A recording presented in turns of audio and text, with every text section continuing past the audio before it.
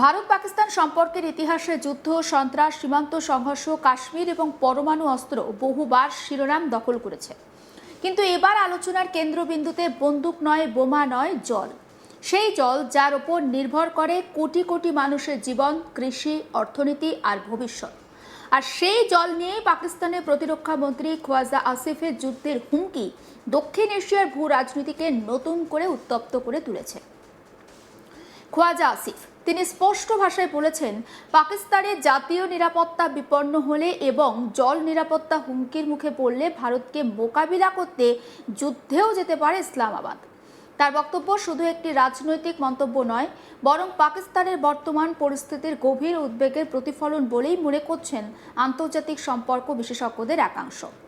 কারণ বাস্তবতা হলো, আজকের পাকিস্তান শুধু সীমান্তের নিরাপত্তা সংকটে ভুগছে না, জল সংকটেও ভুগছে। এবং অনেক বিশেষজ্ঞ বলছেন যে আগামী দশকে পাকিস্তানের সবথেকে বড় জাতীয় নিরাপত্তা সংকট কাশ্মীর নয়, জল হতে চলেছে। সিন্ধু জল চুক্তি বা ইন্দাস ওয়াটার ট্রিটি 1960, এই 1960 সালে যে বিশ্বব্যাংকের মধ্যস্থতায় এই চুক্তি স্বাক্ষরিত হয়েছিল, সেই সময় থেকে এই চুক্তি ভারত আর পাকিস্তান সম্পর্কের একটা অন্যতম সফল আন্তর্জাতিক চুক্তি হিসাবে বিবেচিত হয়ে এসেছে। একাধিক যুদ্ধ হয়েছে, সীমান্তে রক্ত ঝরেছে, কূটনৈতিক সম্পর্ক ভেঙেছে, কিন্তু এই চুক্তি কখনো ভাঙেনি। কিন্তু 2025 সালের পেহেলগাঁওয়ে জঙ্গি হামলার পর পরিস্থিতির আমূল পরিবর্তন। ভারত এই হামলার জন্য পাকিস্তান সমর্থিত জঙ্গিদের দায়ী করে এবং তারপরে সিন্ধু জল চুক্তিকে স্থগিত রাখার সিদ্ধান্ত নেয়। নয়াদিল্লির অবস্থান স্পষ্ট, সন্ত্রাস আর স্বাভাবিক সম্পর্ক একসঙ্গে চলতে পারে না। সীমান্ত পেরিয়ে সন্ত্রাসবাদ বন্ধ না হলে আগের অবস্থায় ফেরার কোনো প্রশ্নই নেই। এই অবস্থানের পর থেকেই পাকিস্তানের উদ্বেগ বাড়তে থাকে, কারণ সিন্ধু নদী ব্যবস্থা পাকিস্তানের অর্থনীতির একটা লাইফলাইন। দেশের কৃষি, সেচ ব্যবস্থা, খাদ্য উৎপাদনের বিশাল অংশ এই নদীর ওপর নির্ভরশীল। বহু আন্তর্জাতিক রিপোর্টে বলা হয়েছে, পাকিস্তানের কৃষি অর্থনীতির বড় অংশ সিন্ধু ধারাবাহিকতার বা সিন্ধু অববাহিকার জলের ওপর দাঁড়িয়ে। সে কারণেই ভারতের জলশক্তি মন্ত্রী সিআর পাতিল যখন বলেন যে ভবিষ্যতে পাকিস্তানে এক ফোঁটাও জল যেতে দেওয়া হবে না, তখন ইসলামাবাদের উদ্বেগ আরও বাড়ে।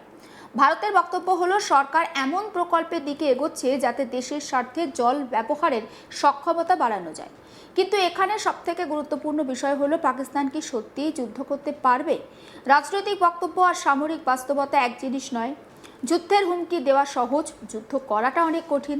বিশেষ করে যখন দুই দেশই পরমাণু শক্তিধর। খোয়াজা আসিফের বক্তব্যের পর আন্তর্জাতিক মহলের প্রথম প্রতিক্রিয়া ছিল উদ্বেগের সবথেকে বেশি সন্দেহ। কারণ পাকিস্তানের বর্তমান অর্থনৈতিক অবস্থা কোনো দীর্ঘমেয়াদী সামরিক সংঘাতের পক্ষে অনুকূল নয়। দেশটি ঋণ, সংকট, মুদ্রাস্ফীতি, রাজনৈতিক অস্থিরতা এবং জ্বালানি সমস্যার মধ্যে দিয়ে যাচ্ছে। তার উপর রয়েছে অভ্যন্তরীণ জল সংকট। পাকিস্তানের বিভিন্ন প্রদেশে জলের বন্টন নিয়ে দীর্ঘদিন ধরেই সংঘাত চলছে। বিশেষ করে সিন্ধু এবং বালুচিস্তানের জলাভাব একটি গুরুতর সমস্যা হিসেবে দেখা দিয়েছে। বিভিন্ন সরকারি পরিসংখ্যান অনুযায়ী বহু খাল ও সেচ প্রকল্পে জল সরবরাহ উল্লেখযোগ্য হারে কমে গিয়েছে, ফলে কৃষি উৎপাদনও চাপে পড়েছে। অর্থাৎ পাকিস্তানের জলের সমস্যা শুধু ভারতের কারণে তৈরি হয়নি, এর একটা বড় অংশ জুড়ে রয়েছে নিজেদের পরিকাঠামোগত ব্যর্থতা, জল ব্যবস্থার দুর্বলতা, দীর্ঘমেয়াদী পরিকল্পনার অভাব। এই বাস্তবতা পাকিস্তানের বিরোধী রাজনৈতিক শিবিরও বহুবার তুলে ধরেছে। কিন্তু যখন অভ্যন্তরীণ সংকট বাড়ে, তখন অনেক সরকারি বাইরের শত্রুকে সামনে এনে জাতীয় ঐক্য তৈরির একটা চেষ্টা করে। রাজনৈতিক ইতিহাসের বহু উদাহরণও রয়েছে। তাই প্রশ্ন হচ্ছে, খোয়াজা আসিফের এই যুদ্ধের হুঙ্কার কি সত্যিই সামরিক বার্তা, নাকি অভ্যন্তরীণ রাজনৈতিক চাপ সামাল দেওয়ার একটা কৌশল? আরও একটি বিষয় লক্ষণীয়, পাকিস্তান একদিকে রাষ্ট্রসংঘের নিরাপত্তা পরিষদের দ্বারস্থ হচ্ছে, আন্তর্জাতিক মঞ্চে বিষয়টি তুলছে, আবার অন্যদিকে যুদ্ধের হুমকিও দিচ্ছে। কূটনীতির ভাষা সাধারণত আমরা জানি যে সংযত হয়, যুদ্ধের ভাষা অনেক বেশি আক্রমণের। দুই ভাষা একসঙ্গে ব্যবহার করলে বার্তার শক্তি অনেক সময় কম হয়। ভারতের অবস্থান অনেকটা কঠোর নয়। নয়াদিল্লি স্পষ্ট করেছে যে সিন্ধু চুক্তির বর্তমান অবস্থা পরিবর্তনের কোনো তাড়া তাদের নেই, বরং সন্ত্রাসবাদ নিয়ে পাকিস্তানের অবস্থান বদল না হলে পুরনো ব্যবস্থায় ফেরার সম্ভাবনা অনেকটা ক্ষীণ।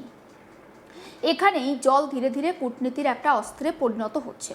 একসময় বলা হতো তেল নিয়ে যুদ্ধ হবে, এখন বিশেষজ্ঞরা বলছেন একবিংশ শতাব্দীর সবথেকে বড় সংঘাতগুলোর অনেকটাই জলকে কেন্দ্র করে। মধ্যপ্রাচ্য, আফ্রিকা, মধ্য এশিয়া বহু জায়গাতেই জল নিয়ে বিরোধ বাড়ছে। দক্ষিণ এশিয়া সেই তালিকা থেকে বাদ নয়। ভারত পাকিস্তানের মধ্যে সিন্ধু নদী নিয়ে বর্তমান সংঘাত আসলে বৃহত্তর জল রাজনীতির একটা অংশ। তবে একটি বিষয় বিশেষ পরিষ্কার, যুদ্ধের হুমকি যতই দেয়া হোক, বাস্তবে দুই দেশ জানে পূর্ণাঙ্গ যুদ্ধের মূল্য ঠিক কতটা ভয়াবহ। বিশেষ করে পরমাণু অস্ত্রধারী দুই দেশের ক্ষেত্রে যুদ্ধ কোনো সমস্যার সমাধান নয়, বরং নতুন একটা সংকটের জন্ম দিতে পারে। কিন্তু যুদ্ধ না হলে চাপ থাকবে, কূটনৈতিক সংঘাত থাকবে, আন্তর্জাতিক আদালত, বিশ্ব ব্যাংক, রাষ্ট্রসংঘ, সব জায়গায় এই লড়াই চলবে। কারণ সিন্ধু নদীর জল শুধু নদীর নয়, এটি খাদ্য নিরাপত্তা, কৃষি উৎপাদন, অর্থনৈতিক স্থিতিশীলতা এবং রাষ্ট্রের অস্তিত্বের প্রশ্নের সঙ্গে জড়িয়ে গেছে। খোয়াজা হাসিবের বক্তব্য তাই শুধুমাত্র একটি যুদ্ধ হুঙ্কার নয়, এটি পাকিস্তানের গভীর একটা উদ্বেগের বহিঃপ্রকাশ। এমন এক দেশের উদ্বেগ যে দেশ জানে তার অর্থনীতি, কৃষির বড় অংশ একটি নদীর ব্যবস্থার উপরে নির্ভরশীল। এবং খোয়াজা আসিফ ভারতের বিরুদ্ধে তিনি ঠিক কী হুঁশিয়ারি দিয়েছেন আপনাদেরকে আমরা গ্রাফিক্যাল প্রেজেন্টেশনের মাধ্যমে দেখাচ্ছি। এবং তিনি বলছেন যে আমাদের জাতীয় নিরাপত্তার বিষয়টা এই মুহূর্তে যথেষ্ট উদ্বেগের।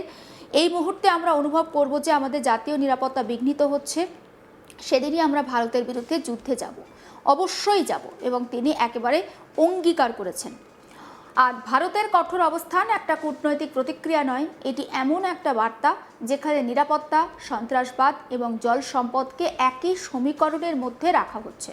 ফলে প্রশ্নটা আজ আর শুধু জল যাবে কি যাবে না সেটা নয়, প্রশ্নটা হলো দক্ষিণ এশিয়ার দুই পরমাণু শক্তিধর প্রতিবেশী কি জলকে সংঘাতের অস্ত্র বানাবে, নাকি আলোচনার সেতু হিসাবে ব্যবহার করবে।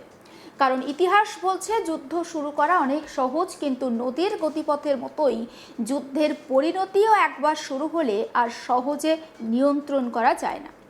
আর সে কারণেই খোয়াজা আসিফের এই যুদ্ধের হুমকি যতটা সামরিক বার্তা, তার থেকেও বেশি একটি সতর্ক সংকেত। দক্ষিণ এশিয়ার ভবিষ্যৎ ভূ রাজনীতিতে তাই এখন বন্দুকের পাশাপাশি নদীর প্রধান চরিত্র হয়ে উঠেছে যুদ্ধের একটি কারণ।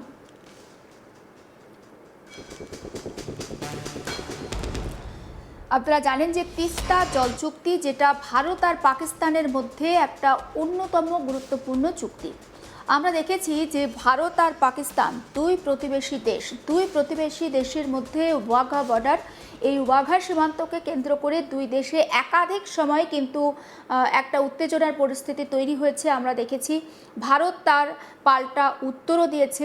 সাম্প্রতিকতম উদাহরণ হচ্ছে 2025-এর এপ্রিল মাসের 22 তারিখ পাহেলগাঁও ঘটনা। এবং তারপর ঠিক কী রিটালিয়েশন ভারতের তরফ থেকে হয়েছিল সেটাও আমরা প্রত্যেকে জানি। ভারতের অপারেশন সিঁদুর সেটা শুরু করার আগে কিন্তু ভারত কূটনৈতিক দিক থেকে পাকিস্তানকে পঙ্গু করতে চেয়েছিল, এবং তার একটা প্রধান কারণ ছিল এই সিন্ধু জল চুক্তি বন্ধ করে দেওয়া। ভারত পাকিস্তানকে ভাতে মারতে চেয়েছিল, শুকিয়ে মারতে চেয়েছিল, এমন কথাও কিন্তু শোনা গিয়েছিল। এবং অবশেষে পাকিস্তানের তরফ থেকে এই প্রতিক্রিয়া। ভারত তার ঠিক কী উত্তর দেবে অবশ্যই আপনাদেরকে জানাতে থাকবো। নজর রাখুন আজ তাক বাংলায়, সাবস্ক্রাইব করতে ভুলবেন না।